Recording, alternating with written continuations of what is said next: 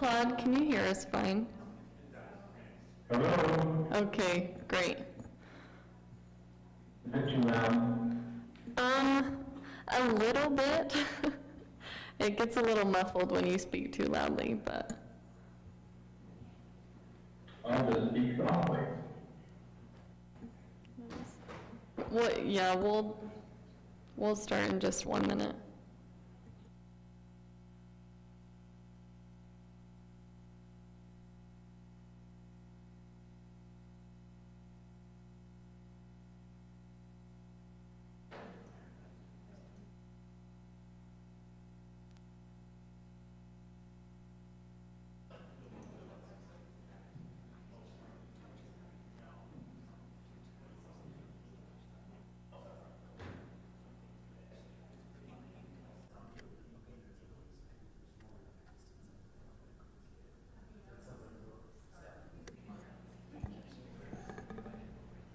All right, welcome everyone. Planning Commission, Tuesday, July 27.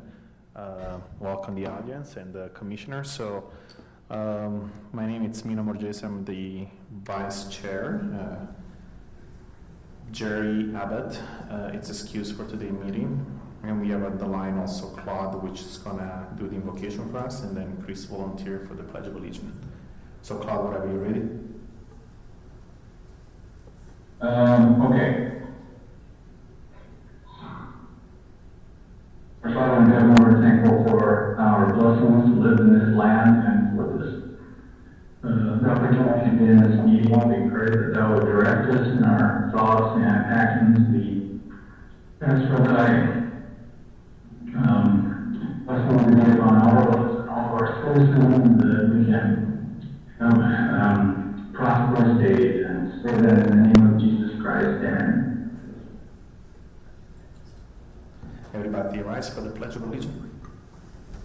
Pledge allegiance to the flag of the United States of America and to the republic for which it stands, one nation, under God, indivisible, with liberty and justice for all.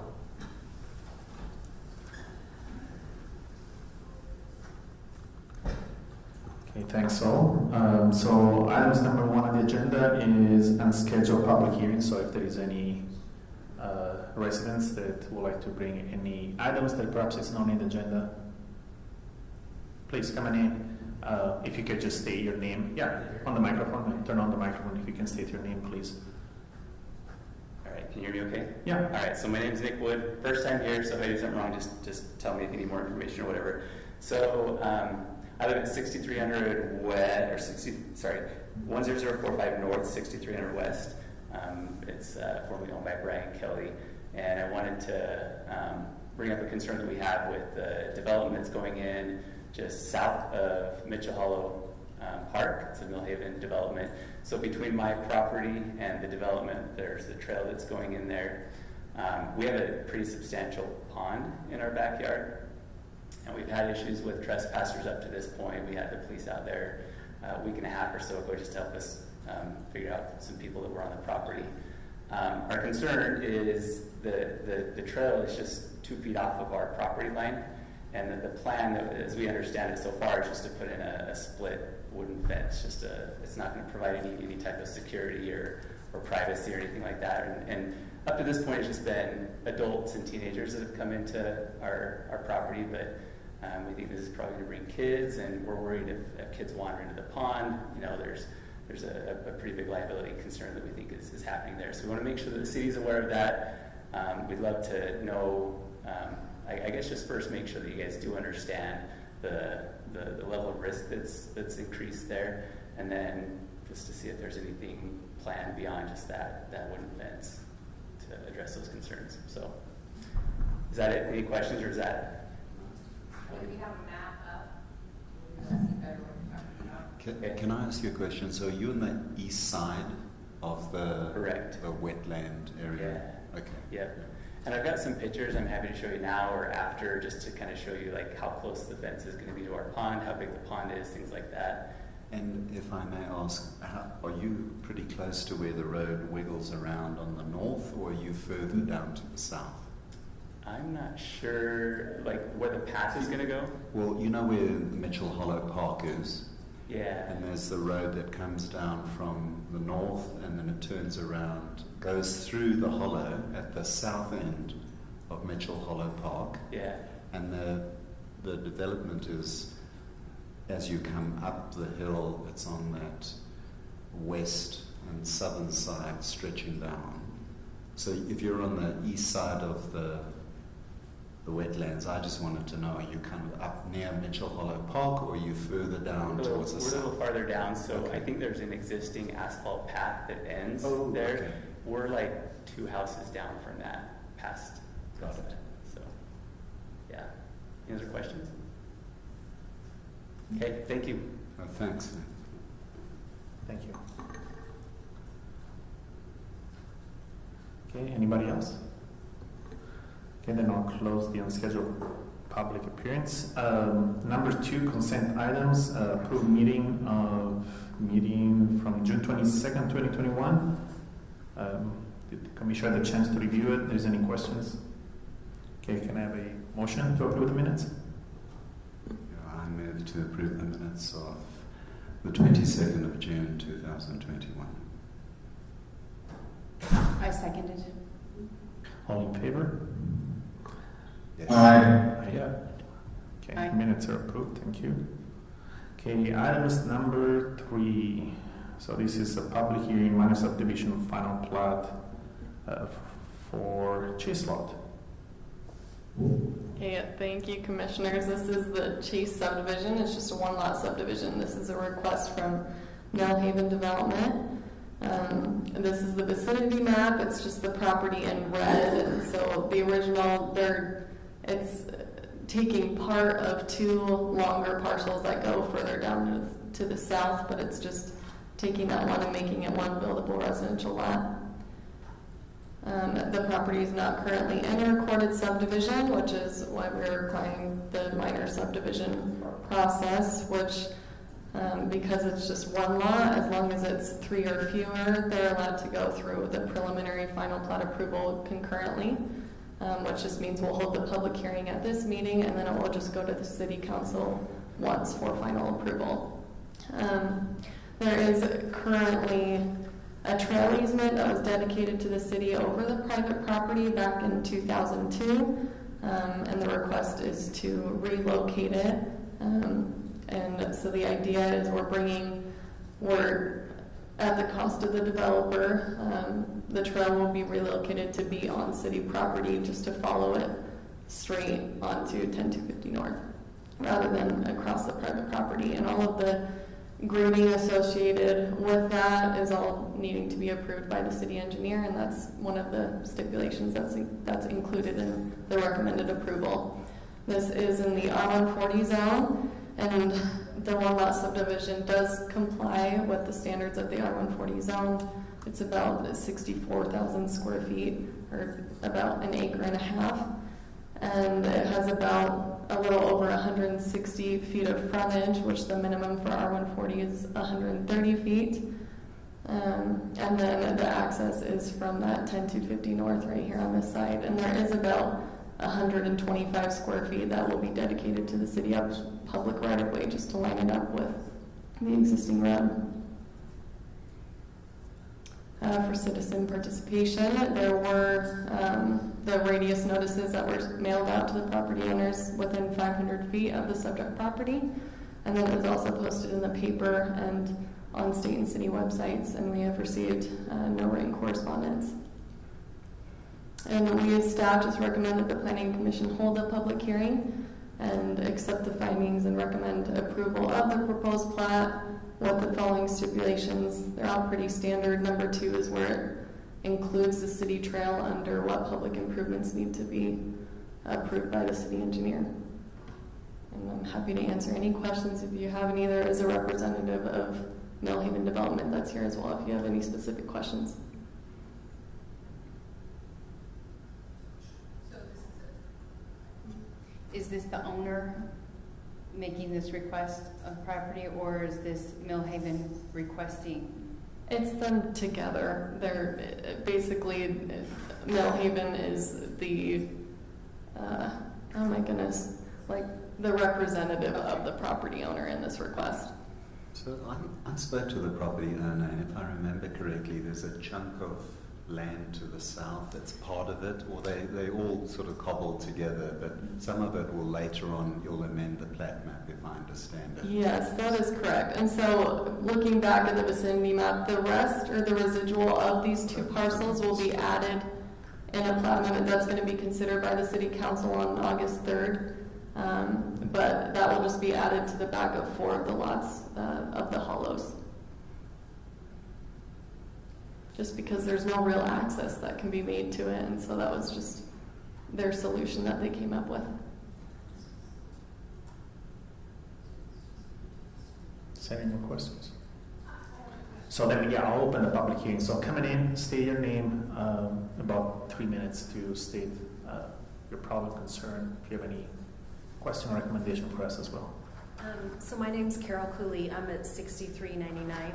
So when you look at that map, I'm about 3 lots beyond that. So I'm where that skinny piece has been cut off. My question is, I didn't quite understand, I apologize. When you say they're going to relocate the trail, can you just show on the map where that is? Yes, for sure. So currently, here's the trail. If you can see on the aerial, it's just, and then this is a Highland City parcel right here that's included in the Hidden Pond subdivision. It's just going to be regraded and going to stub out right here, just going straight north. That makes sense. And then all of that sidewalk is going to be, I don't know, how do you word that? Just trying to think. Like redone to be or reconstructed to be compliant with the city code. Okay, so when I'm looking at the aerial map, the line that I'm currently seeing through there, is that just, so when you go over to the left, is that the existing little fence, or is that just the... This is the existing trail, this line right here. And then come down the map, do you see the line that squiggles through the middle of that lot? Oh, this Right is there. just, this is a parcel line. This is 2 separate parcels. There's nothing topographically that... So the trail would just be shifted over more into where, okay. To be on city property rather than on someone's private residential property. Is that piece still considered wetlands that they're talking about putting the trail on is my next question, because I thought all that down there was previously determined to be wetlands by the Corps of Engineers. It starts in Johnson, the wetlands. Does it? Let me pull up the plat map real quick.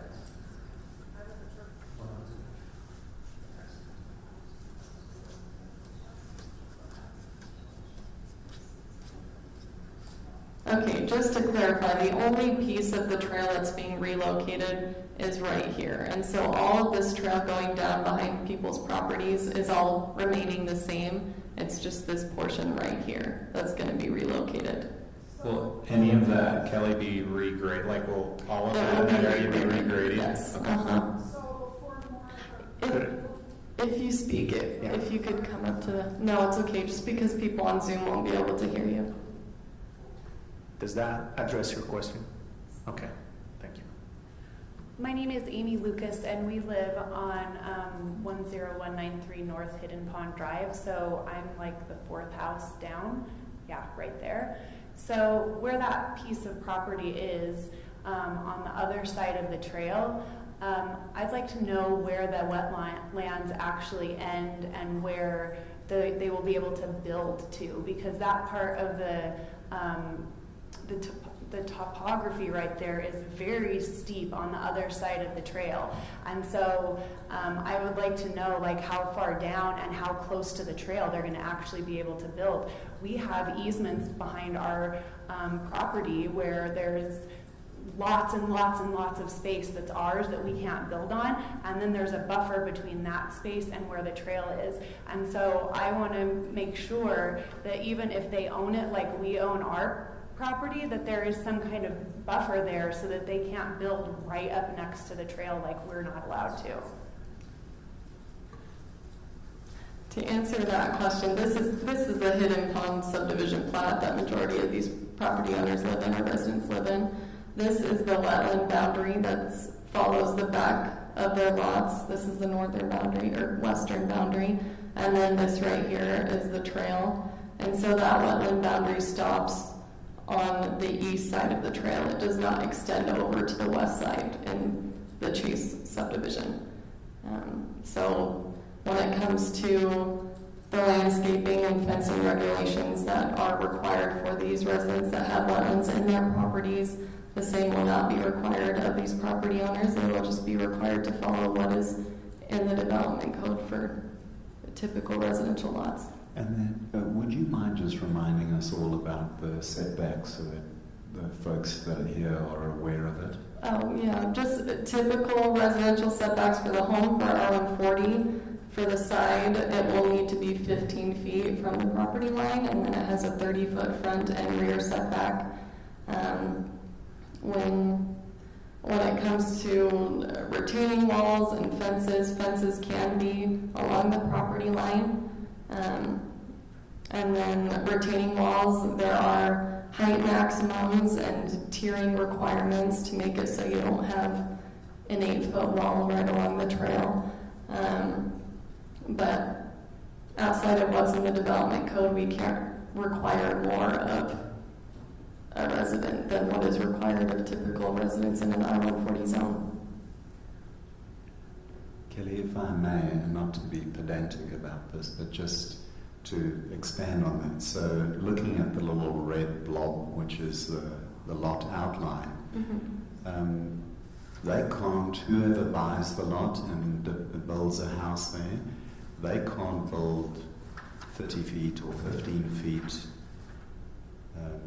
close to the boundary. They've got to be beyond that. And then specifically with regards to any of the excavating stuff, they can't have a retaining wall, and keep me honest if I talk nonsense here, they can't have a retaining wall that's more than 4 feet high, but then they can put a fence on top of the retaining wall, and the fence cannot be more than 6 feet high.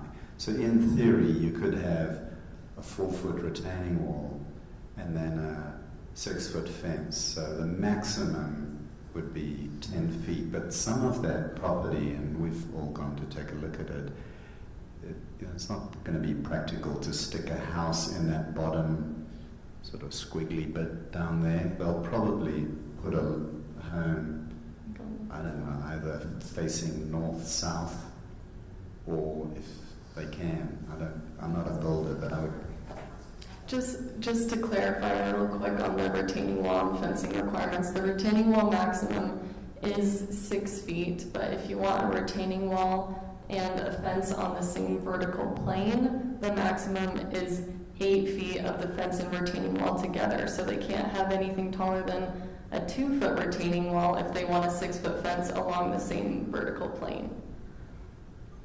So then did that address your question? So basically they're not going to have your same, they don't have a wetland and you have a wetland, so the spacing will be different. Kurt Lucas, also 193. So the question is, on the bottom part of that parcel where it gets narrow, I think to your point, it's impractical that they would build on that part, because if you have 15 feet in, there's not really any space to build. But my question is, knowing that they're already planning on also buying the southern tip, and to my knowledge, what they're going to do with the southern tip is take those lots and expand the lots that are being built to the west of it, right? So my question is that their ultimate intent here? Would they, because right now it seems like this is a really odd shape for a single lot, are they going to cut off the bottom tail and then try to do the same thing where expanding the lots from the west side in? Well, we have a representative from the developer if you want to address his concern, of course. So if I understand correctly, Todd Train, representing Millhaven and Dwayne Chase, you're asking can they add that tail piece to a lot to the west? Yeah. If they ever come in and do a plat amendment, they technically could. But right now, Dwayne Chase, who we have our contract with, wants to retain 1.5 acres, and I think we're at 1.48 is what it ended up being at that point. So he is selling it as a 1.48 acre lot as is. So, but what is in the future? What is the developer in the planning future, to do? whoever buys that, technically, within the code, they could sell off that tailpiece to a neighbor within the code. If that person decides, you know, that tailpiece is useless to me, does someone else want it? And the only person that could buy it would be that west owner, because everything on the other side is city-owned. So we can't predict what a property owner would want to do with it in the future. No. The agreement was Dwayne Chase had a lot of unusable property, and you know when I started working for Millhaven, we approached Dwayne and just said, look, you're one chance to do it, because Millhaven actually owned the property out in front of his frontage as well. So we're dedicating the roadway out in front of Dwayne's as part of this agreement. There's some give and take on both sides to help this problem disappear, because it's a very long, unusable piece of property that we didn't want to be kind of landlocked, because really once Dwayne does something, you have a very long tailpiece that goes clear down almost to the end of the trail that is landlocked. And so we just said, look, we'll dedicate the road, you dedicate the water, you end up with a lot.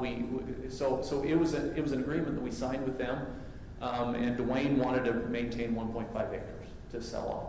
So Millhaven will not end up with that lot. That will be Dwayne's, if he wants to build on it, sell it, whatever he decides to do. Could decide, but they would have to come through the same process to do something different with that lot. Because as Kelly showed, we'll have a subdivided recorded lot with 1.5 acres.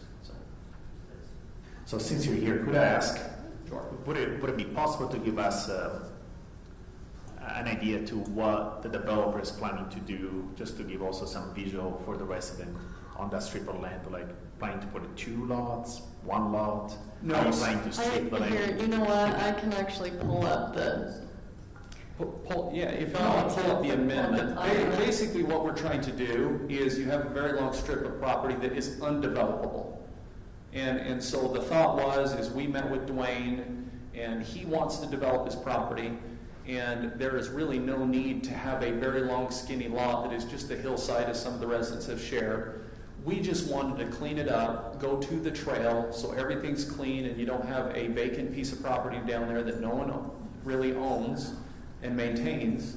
And so the idea was, as you can see, those 4 lots we have just extended to the boundary of the trail, and that's how we're amending those 4 lots. We're just trying to clean up in fact, Dwayne owns, I want to say, 4 parcels in there, 3 or 4, and they're weird shaped, and so we're just trying to clean it up. And we sat down with him and came up with an agreement that it's a win-win for both Millhaven and him. We're giving some, he's giving some, and we all benefit a little bit from it. So, thank you. Yep. Any other questions for me? Okay, any more questions from the resident? Please come on in. Yes, please.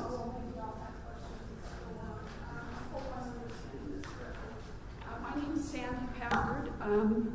We live at 6526 West, 10,250 North, and we've seen some of you before. I should say my husband and I have a case in the 4th District Court against Highland City over the general Millhaven development, so that's coloring a little bit. My husband and I have decided to kind of each take some of the points and talk about them. I have a map here from Utah County that makes it a little easier to understand the point I'm going to make than that one. Is there a way of showing that? No? Yes? Besides handing it to them, no. Well, I can hand it to you. Yeah. Okay. So, this is. If Well, you you could- do. Yeah, we do have a commissioner that's on Zoom, so if you could All speak right, in the mic. this is our house right here. And my husband and I will often walk down this trail, or at least before I had knee surgery, we often walk down the trail. I don't know how familiar you are with the trail, but it's, as you can see in this map, it's very skinny. It goes down quite a ways. It's very narrow. So I'll just let you look at that and then make my point. Right now, if the west side of the trail is wilderness area, and that's the Chase property. The east side is the backyards of the houses that line it on the east, and some of those people are here today.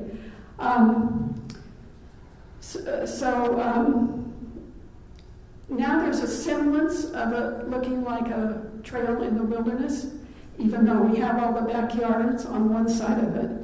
But if you extend the backyards right down to the trail, and particularly if somebody decides to build a fence there because they're afraid somebody's going to fall in their pond or whatever, then you're going to have an alley and you're not going to have a trail anymore. It will lose all the character that it has.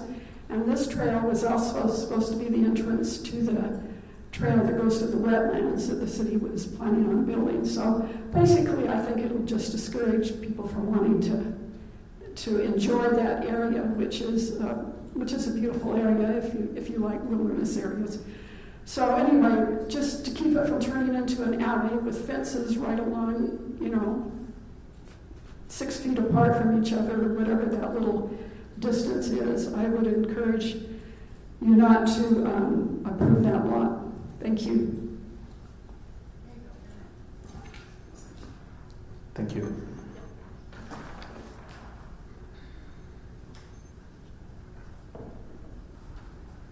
Okay, my name's Dennis Packard. And my wife mentioned that we have a case in the district court. The fundamental point that we're making in that case is that landowners and developers have rights to use the property, okay? But so do citizens that move into a city. And it has to do with the general plan. Lots of people, maybe you, believe that the general plan is essentially just guidelines. That's what is often said and often taught, but that's not what the Utah law states. The Utah law says that there are specific things for public uses that must be followed once it's set. So this is 10.9A 406.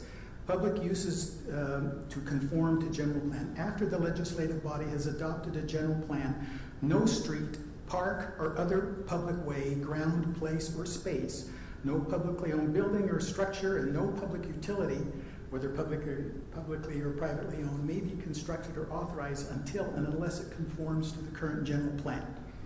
Now, your city attorney advised the city council contrary to that shortly before their meeting in which they approved the general plat.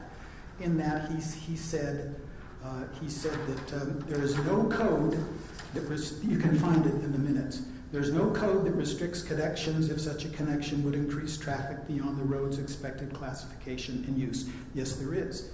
There is no standard that says the city can or should prohibit a connection if it increases traffic on a local street beyond 1,000 vehicles per day. Yes, there is. The code also states something very specifically about cul-de-sacs. What it says is that cul-de-sacs should be avoided if there's any way that they can be connected. And if they can't be connected, they are to be less than 200 feet. These cul-de-sacs violate that. We also believe that the traffic load is violated, so that Highland City is committing an illegal act in allowing Millhaven to proceed with this thing. That's our case. And the judge was a previous mayor of Mapleton. And so we'll see what happens there. But the only difference, though, and please, staff, correct me if I'm wrong. I think we're discussing here not the actual big subdivision. It's just so. I understand that, and what I just want to say is that initially, and some of you are aware of this, we were advocating a more eastern exit out of the development, so that these things could be satisfied, the traffic load and all of that. This effort to create that lot right there, plus the others, is simply a way of blocking any way that could happen. So the net result of that will be is if we win in the district court, and the district court says that Highland City is wrong at this, and must not allow it, then Millhaven will be very, very upset about this and will sue the city. And my guess is the city will then sue the attorneys that advised them that they didn't have to follow the general plan. That's the worry. But it's all part of an effort to block that eastern route that could have gone up there, in which the cul-de-sacs could have gone across, and the traffic load would have been lessened. So that's the general picture. Thank you.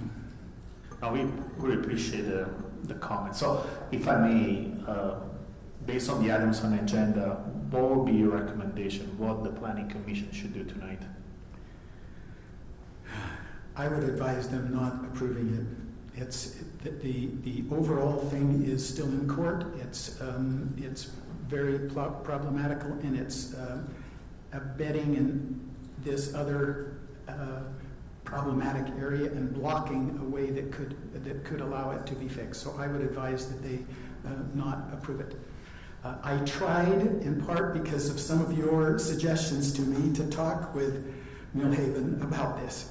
The idea was that Millhaven will listen. I approached them earlier and said why this more eastern exit would be better. Their response was very quick, very sharp. No, we will not consider it. Why? Because we've already designed it. And when that kind of stuff happens, you run into problems like this. So that's what I would advise. Okay, thank you. Go ahead, Chris. No, please. Hey, folks, thank you actually to the Packets for bringing this up. So just speaking as a community member, because all of us are neighbours and we live next door, forget about Millhaven. No disrespect intended to you guys. But let's just pretend Millhaven wasn't even in the picture. Dwayne he owns that property.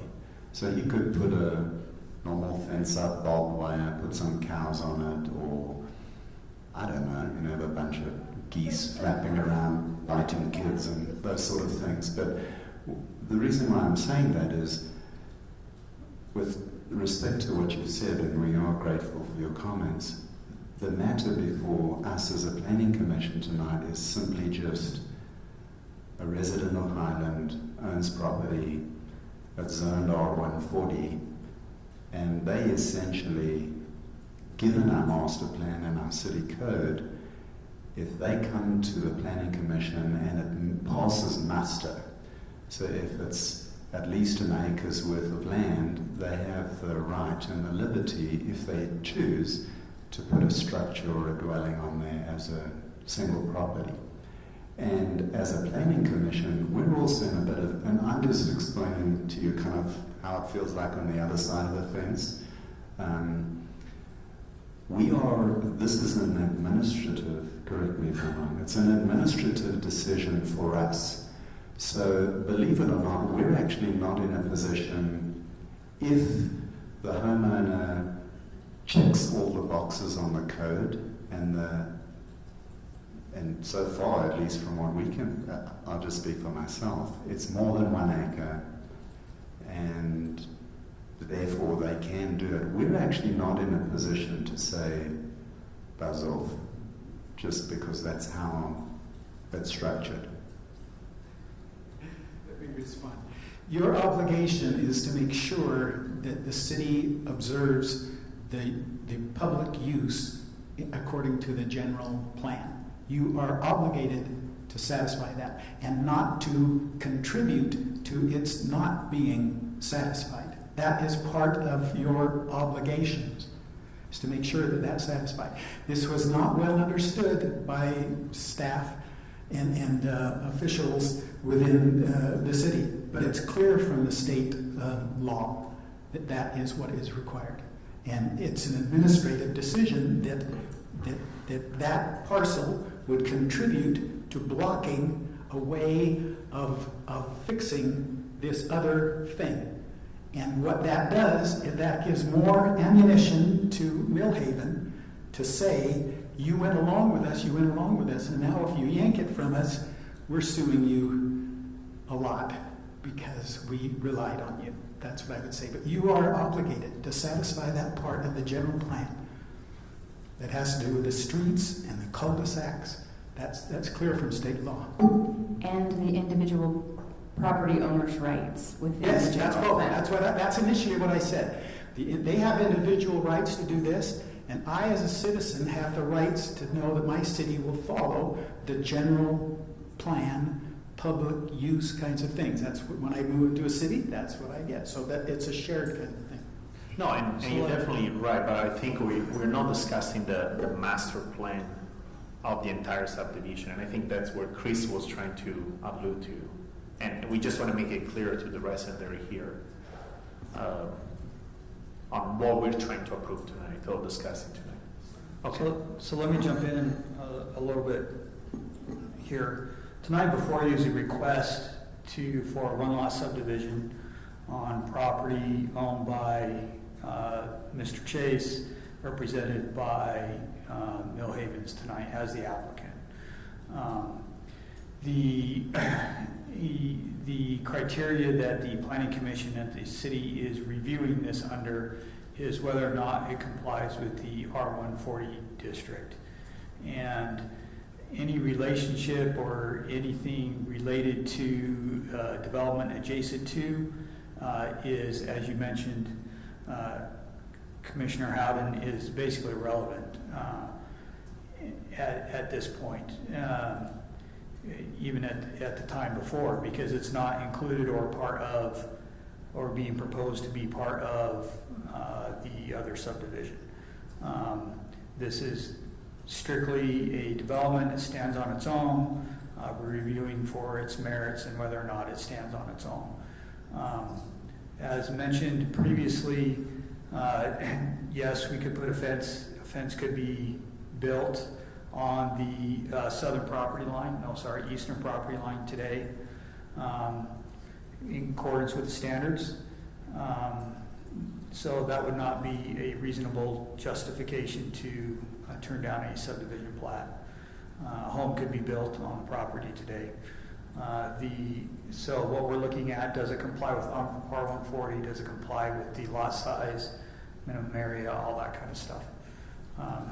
And obviously the city has a different position than what's been presented tonight. So we'll just leave it at that and go from there. But that's the advice that we give you. Okay, any other comments from the public?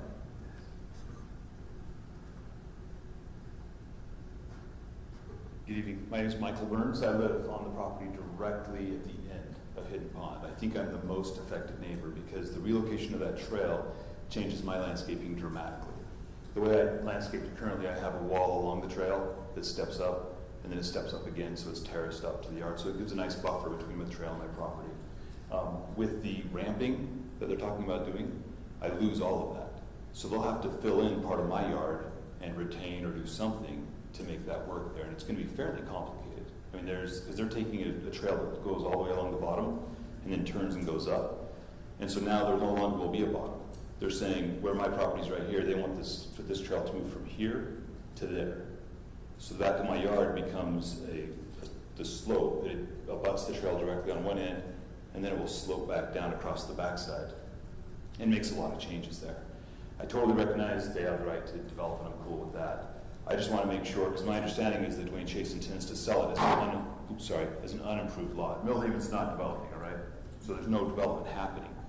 So I don't know who's going to end up with it and who's going to be saddled with the costs of rearranging all of that. Because I've got retaining walls that will have to be removed, and I've got trees that will have to go, and a fire pit that's going to be covered up in dirt. So it's a big change for me. And I'm just trying to figure out when they go in and they put, geez, sorry about that. When they go in and they put that ramp in there, they're going to be filling in my property and changing the whole layout of my backyard. So I would like there to be some sort of a requirement, a notation, that we have to reach an agreement in order on how that's going to be done. And the costs need to be borne by Chase or whoever the next person on the property is, because I have to rearrange everything as a result of that realignment of the trail. So Is that portion on an easement it's extended back to behind. you? Mm-hmm. I haven't done a survey. I don't know. And so I don't know exactly where the property line lies or anything. I'm just trying to figure out how that ramping is going to happen. So, Mike Burns. Okay. That's easy to remember. We have a Mike Burns here at Highland, That's right? That's Yep. hilarious. So I apologize. I have stopped by your home a couple times and knocked the door. yeah, and I actually don't live there. Okay. So the current tenant is not taking care Okay, of it. all right. So every Tuesday morning I have an on-site meeting with the contractor, and the last 3 weeks I've actually stopped by and knocked. And the current plans show a retaining wall on the city property, and we're not. So we don't have any legal right, or Dwayne Chase doesn't have any legal right to do anything with your property. And so basically, a new retaining wall will follow that edge of trail as it comes up on the city property. So you'll have a fire pit that's kind of down in a hole right there. Right. But I honestly was stopping by to see what you would like to do with it, because obviously during the development, we could come to some agreement and figure something out that would work better for you. Yep. And so I would love to meet with you after this, and we can talk and figure out what you would like to do. But legally, we have to put up a retaining wall, and that's how we show it right now. So, and you just have a hole down there where your fire pit is. And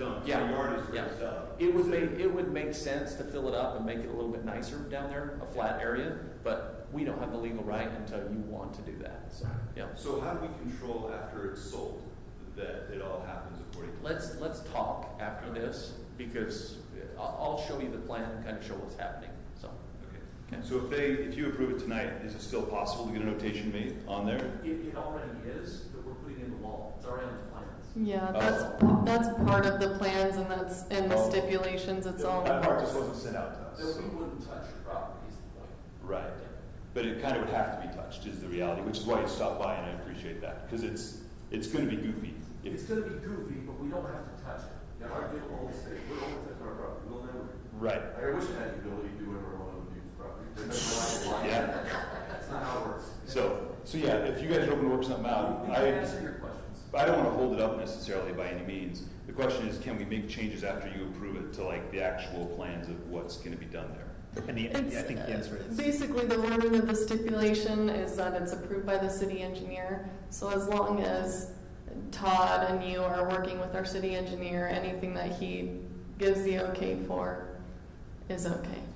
And then whatever the city council approves, that's the way it's going to be when the next person buys it. Is that right? Or Right. So the next step. So there's two more. There's one more step, really, right? Well, if they approve it, then no. This is minor, right? Yeah, this Yes. is minor. So the next step is actually the civil construction plans, which are the final that we'll approve. There's one more step in the process with the stipulation. We will make sure, as Todd mentioned, we can't touch the property that isn't ours, right? That is yours, or anybody else's. With that construction. But with that stipulation, we do try to work with the owners. We don't want to do anything in a vacuum, and we want to make sure that we're working and doing the best solution for everybody there. Sure. And my question is just, can that design change between now and when it's constructed? Yes. Can it change between? But once the city approves it as it's drawn, it doesn't have to change, which is what I'm concerned about. Like, I don't want the retaining wall in a hole where my yard comes down and it has a hole and then a retaining wall. It just seems weird. And so if they change it, can they change it between now and when it goes to city council is the question. You change it then, they can change it between now and when they start, dig a hole. So. Okay. All right. That's all. I'll check. But yeah. okay. So if there's not, please come on in.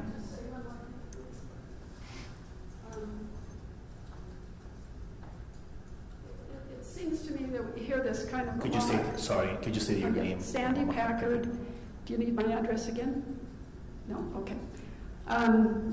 We hear a lot at the meetings that you have a kind of set of criteria that you need to follow when you're approving things.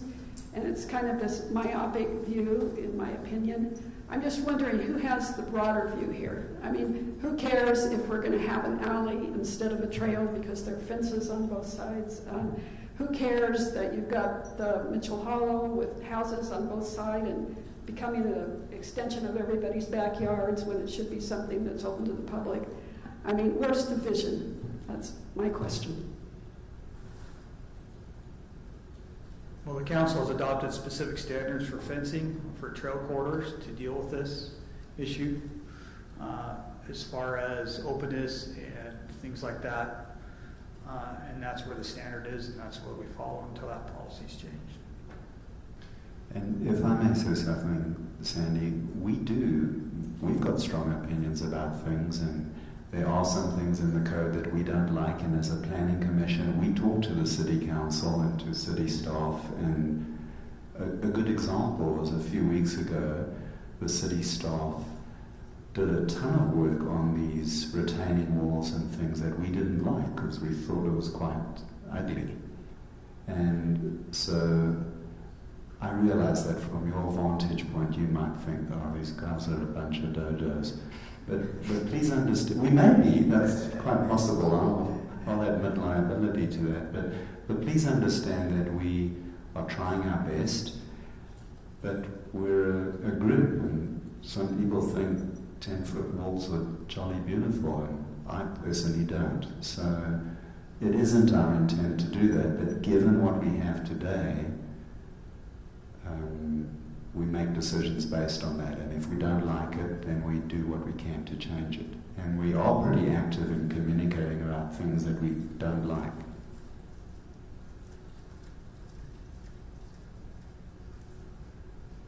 Hi, it's Carol Cooley again. I just have one quick clarification. I just want to make sure that I understand that the setbacks for the lots, whether it's this lot or the smaller broken up pieces that are going to be added to the existing plan with Millhaven, that those setbacks are 30 feet from the back of the lot. How far is it? So for this lot specifically, it's a 15-foot setback because it's the side property line. As you go further south with the extension of the hollows, that's going to be their rear property line. And so that for the main dwelling will be a 30-foot setback. Okay. There's a home currently being built on 6,000 to the east of 6,000, and it has a 2-story garage that literally looks like it's coming on to 6,000. It's so close. So when I see that, then I feel a little panicked about what this preserve is going to look like once Millhaven has those setbacks. You don't want to know how we refer to that. But if I could be specific with that monstrosity that is south of the Strasbourg Chapel, I personally went there with a tape measure, and my horses were screaming and kicking because they wanted me not to do that. And I measured out, and I can assure you, unfortunately, at least according to what I think is beautiful, they do actually meet all of the setbacks and things, as unpleasant as it is visually. Okay. Any other comments or questions from the public? Anybody on the phone? I have no one electronically. Okay, then I'll close the public hearing. Is there any comments, question, concern from the commission? Could I get a motion, please? If we're ready for a motion.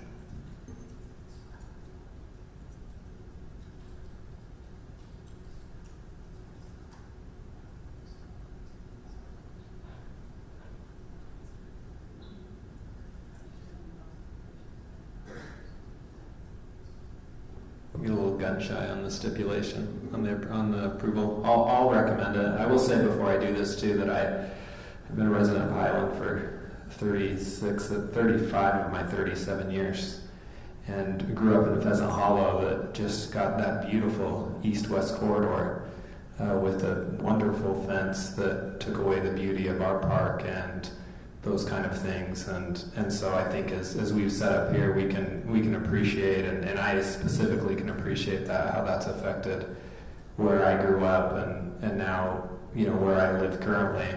And again, at some point, again, the way the codes are written with this R140, I think, again, it's unfortunate, and I think as I look at your yards and lots, in fact, I looked at a house that had a big open field behind it in Highland, and I thought, I wonder how many years that will be there. And so I can't buy that house for that lot. And anyway, that's just a little maybe side backstory of my, again, a lot of years in Highland and the way I've seen it change. But so I will recommend approval of the proposed plat, or I move that the Planning Commission accept the findings and recommend approval of the Chase subdivision plat, subject to the 3 stipulations recommended by staff.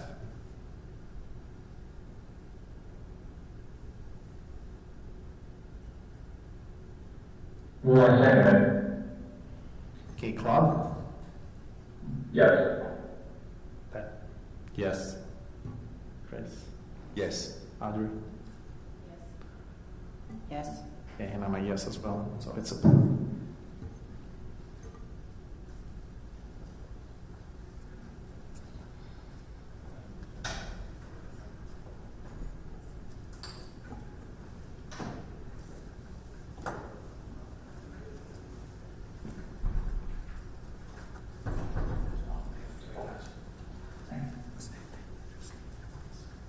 not being able to export it into my iPad. So anyway, I'm sorry. So I've been walking off my phone. No, the nicest things. Okay, items number 3 on the agenda.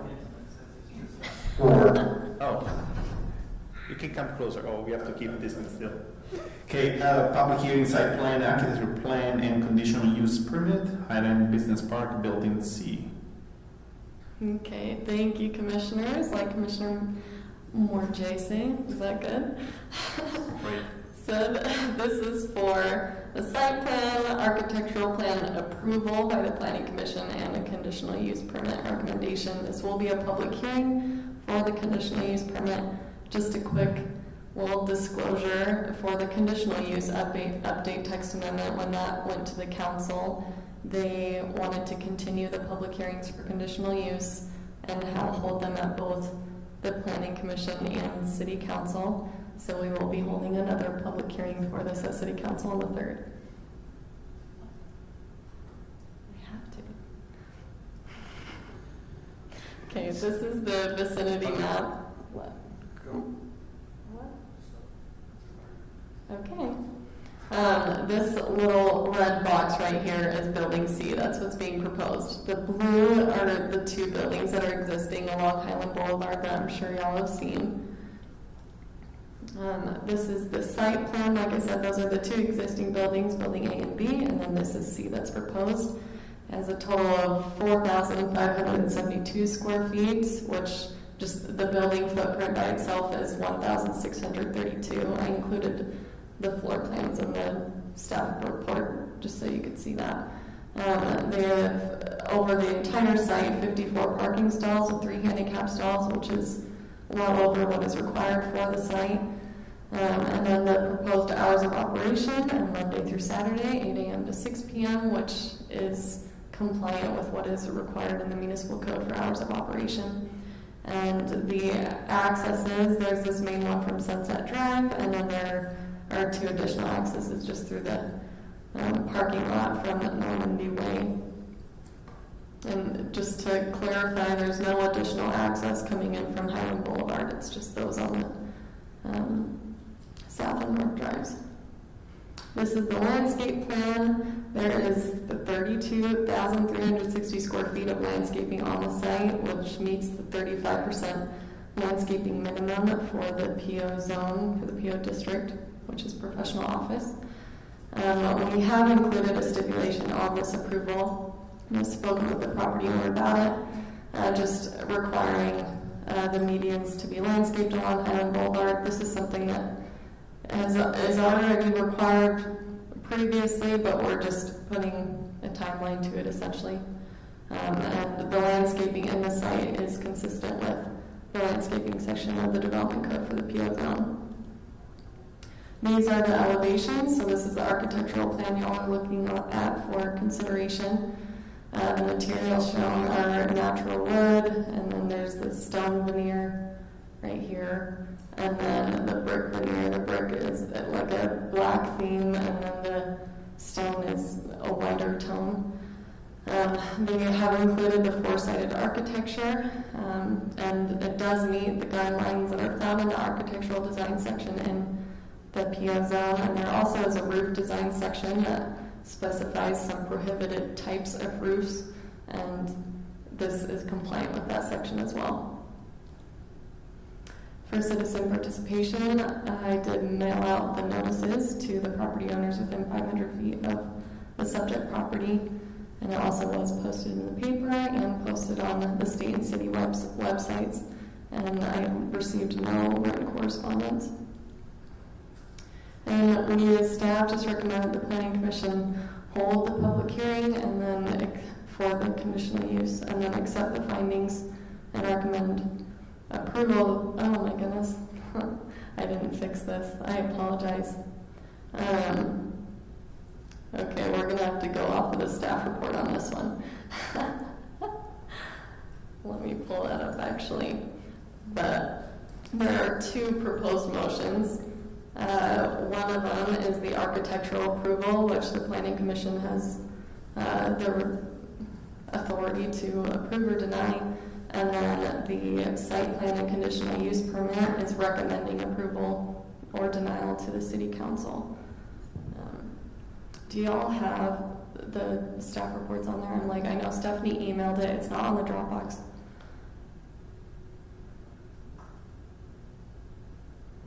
Okay, then I'll open the public hearing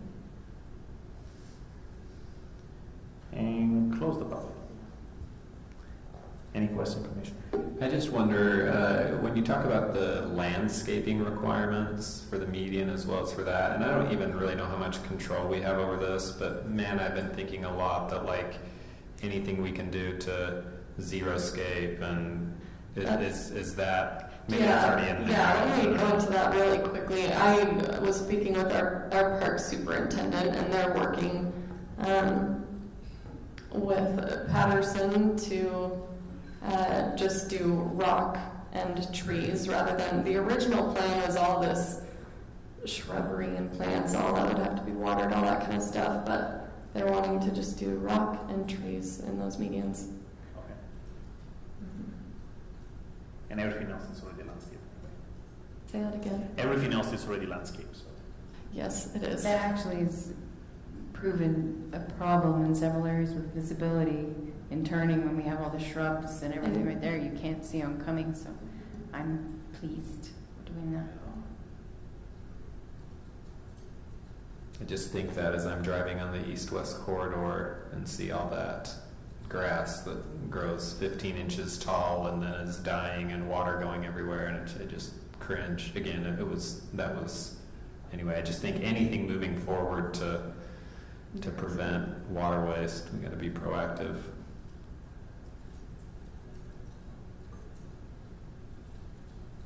Okay, could I have a motion if you're ready? And I'm guessing she'll read the motion from the report. Is that what you recommend? I have it open. Chris, if you can read it from my phone. It's page 18, I believe. There is the proposed motion, page 18. That's really good at me. Yeah, I was struggling myself. Full point font.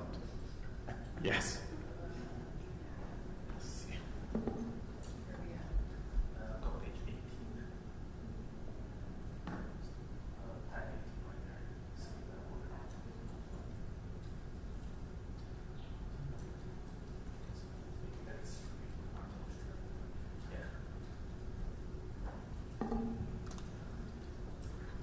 As we read that motion, would you mind just double check we got the right one? That's it. Right in front of me now too. Okay. I'm happy to do that. I move that the Planning Commission accept the findings and approve the architectural plans of Highland Business Park C, subject to the 2 stipulations recommended by staff. I second. Was that a correct one? Yes, that's okay, correct. Perfect. Thanks. So Tyler? Yes. Audrey? Yes. Chris? Yes. Claude? Yes. And I'm a yes as well. So motion is passed. Thank you. Okay. Public hearing text amendment. Sorry. The second motion for the site plan conditional use permit. So that was that motion. So that was one. So there were two. There was the approval Thank of the you. architectural. You're okay. Okay. I'm like, I'm sorry, I don't have it on the slides. It makes things a lot easier when they're right there. I even messed it up when it was right there, though, Kelly. So. You're okay. I move the Planning Commission recommend approval of the site plan and conditional use permit for Highland Business Park Building C, subject to 4 stipulations. Oh, it's 5. Look 5 at that. stipulations. Another 5 1/4, 6, 4. Okay.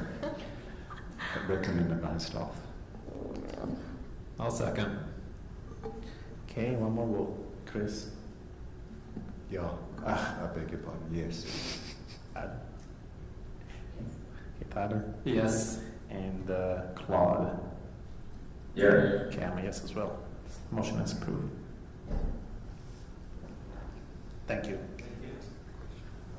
Oh, yeah. So Chris has a question, not related. I apologize. I know this is out of order, but when is that little top section going to be done on the Longhorn, north of the Red Barn? When is that going to We're working on final plat review right now. They just cool. submitted their civils a couple days ago. Awesome. So it's imminent. Wonderful. Make engineering go faster, that's what it is.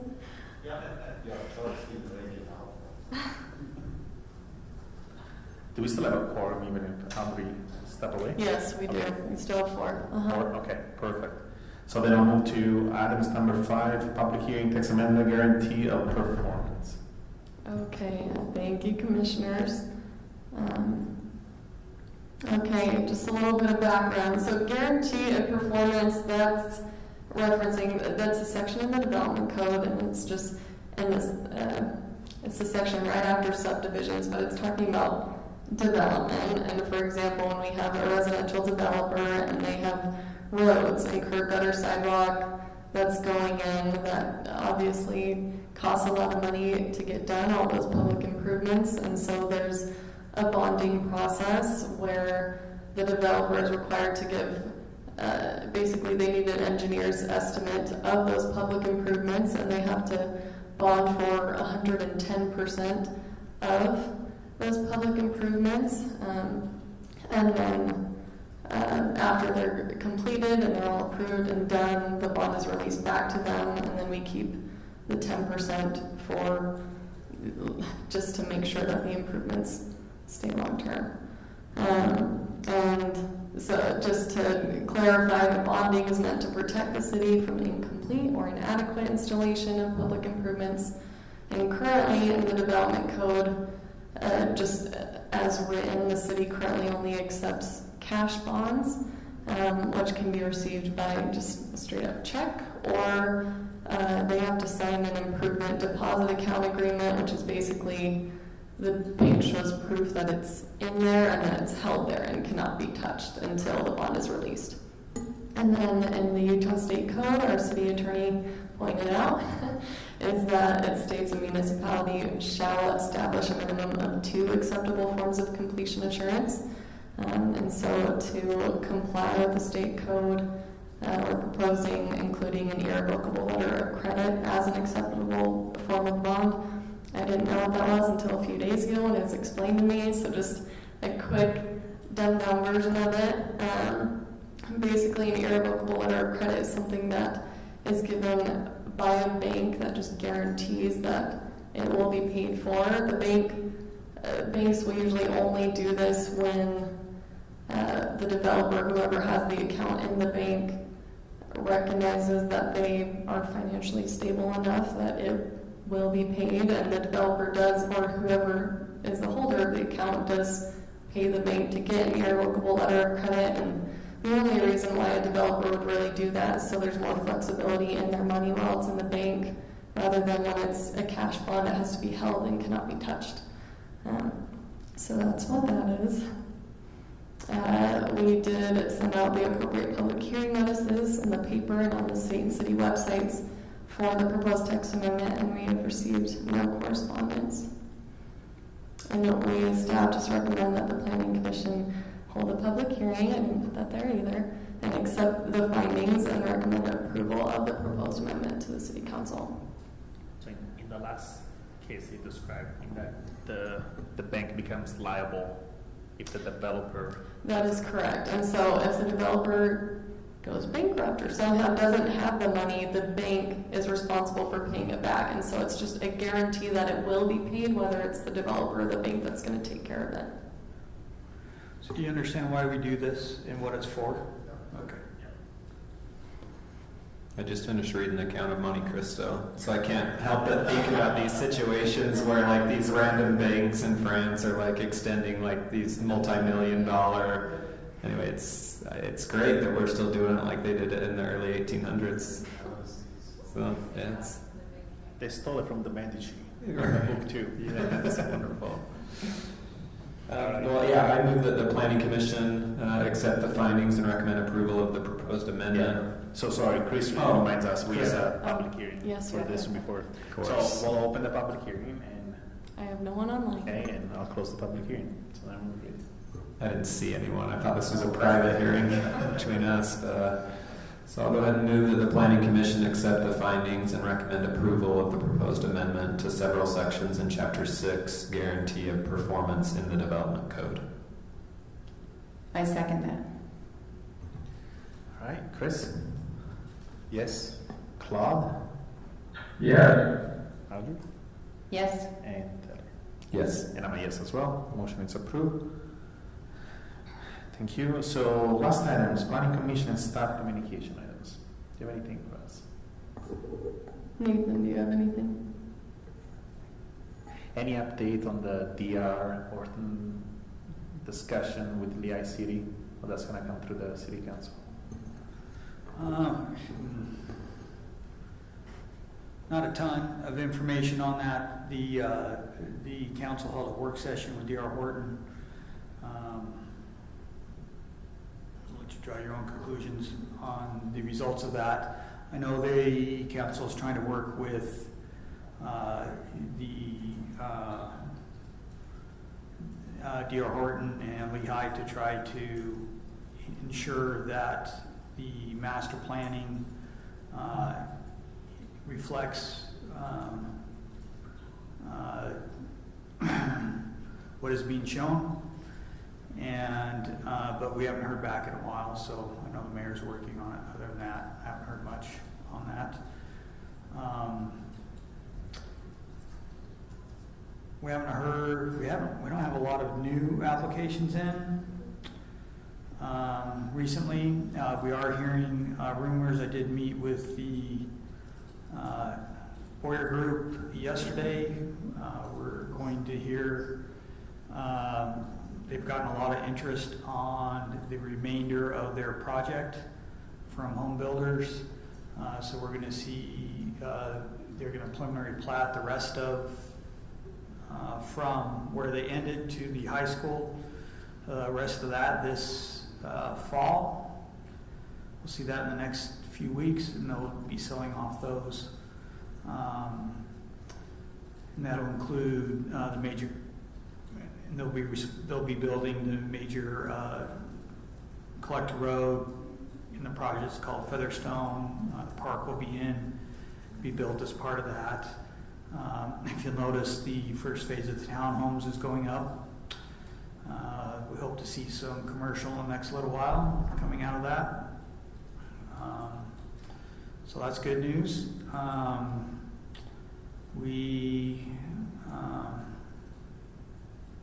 Some various other miscellaneous little things that we're working on, but they haven't come to fruition yet on anything. So met with the developer over where Blue Lemon and stuff is, and they're still plugging away. So we'll see where that ends up, where that's going. So Can I ask what the latest is on the Mountain Ridge Park? Mount Ridge Park, so, yes, so we're nearing completion on the final design drawings, construction drawings for it. We had a discussion with the council a couple weeks ago, well, maybe 3 or 4 at this point, about the All Abilities Playground. They would like to do some additional outreach on the playground and the elements of that playground. So we're working on that, moving forward with that. Any information as to whether we are working with a particular sports group to sponsor the soccer fields or anything like that? No, there's rumors out there, and you know Well, I just knew that had been proposed a year ago, and so I was just curious. there's been some proposed, and you know, last I heard it was still proposed, and it was like, okay, get your act together, and you know, zilch. So nothing formal. So anything else? Okay, then can I have a motion to adjourn the meeting? I'd motion to adjourn the meeting. I second it. Okay, good. Okay, all in favor? Yes. Aye. Aye. Aye. Okay, you guys have a good night. Thank you.